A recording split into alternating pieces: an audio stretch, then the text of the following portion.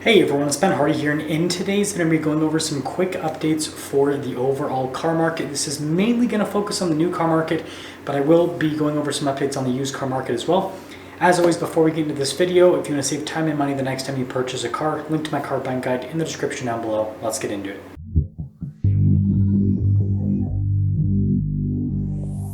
So since the used car market is the smaller part of today's video, let's quickly go over what's happening there. And well, there's not a whole lot happening. Car values are still slightly going down on the wholesale front, but it's not a massive drop like what some people might be expecting.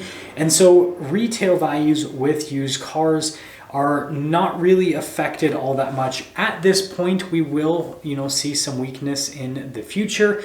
But the used car market, for the most part, is just pretty flat. And a big part of the reason as to why it's pretty flat is there's still not a whole lot of inventory on the used car market. We still have a shortage when it comes to used cars, especially good used cars, because a lot of the cars that are within the used car market are just crappy. That's the best way to put it. And so, yeah, it's not doing a whole lot right now. And so I guess when it comes to the used car market, if you're looking for a used car, you're going to have to do quite a bit of looking to find what you want, especially if you're looking for a car that's in really good condition, because again, it's slim pickings right now.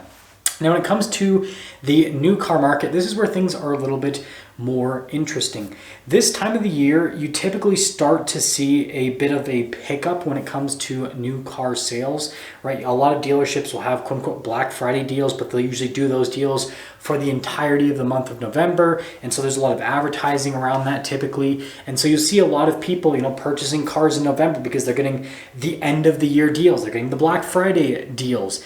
And so far, November has been a little bit quieter compared to normal. Now, this doesn't mean that cars aren't selling. Cars are still selling, despite the headlines you might see from other channels.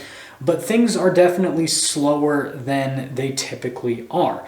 And then the other thing that is absolutely fascinating within the new car market is there's a lot of people that are either, refusing to get any sort of warranty coverage on new cars, or they are canceling their warranty coverage. And this is something that I find really fascinating, because I think that this shows some of the cracks in the overall economy, because most people completely forget about the fact that they got a warranty or, other, aftermarket things on a car.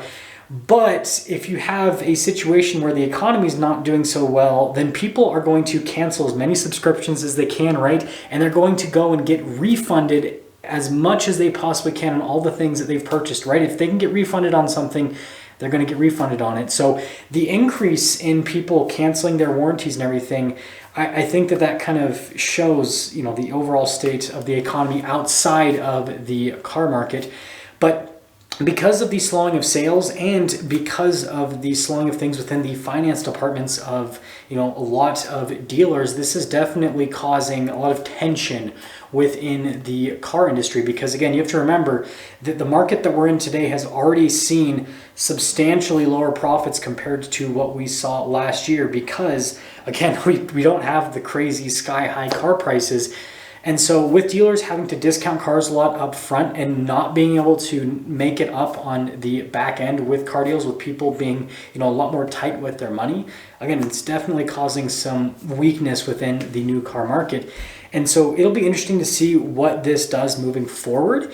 But what I'm seeing initially is there is a lot of aggressive pricing tactics being released by dealers, where dealers are discounting cars substantially lower than what you might expect given the brand they represent, and also, given the time of the year. Again, there are typically, better deals, end of the year deals on cars right now, but I'm seeing some dealers discounting their new 2024 inventory a large amount already, which typically doesn't happen, right? You usually see the big discounts on, right now we're at the end of the 2023 model year, so you typically see big discounts on 23s, but not 24s, right? You don't usually see big discounts on the new stuff at the end of the model year where it hasn't even started for 2024. So the fact that we're starting to see some strong discounts on those right away, I think that shows kind of the general trend of the new car industry, where automakers and dealers are, dealers can only discount so much, but automakers, they might have to start, digging into those record high profits they've been making and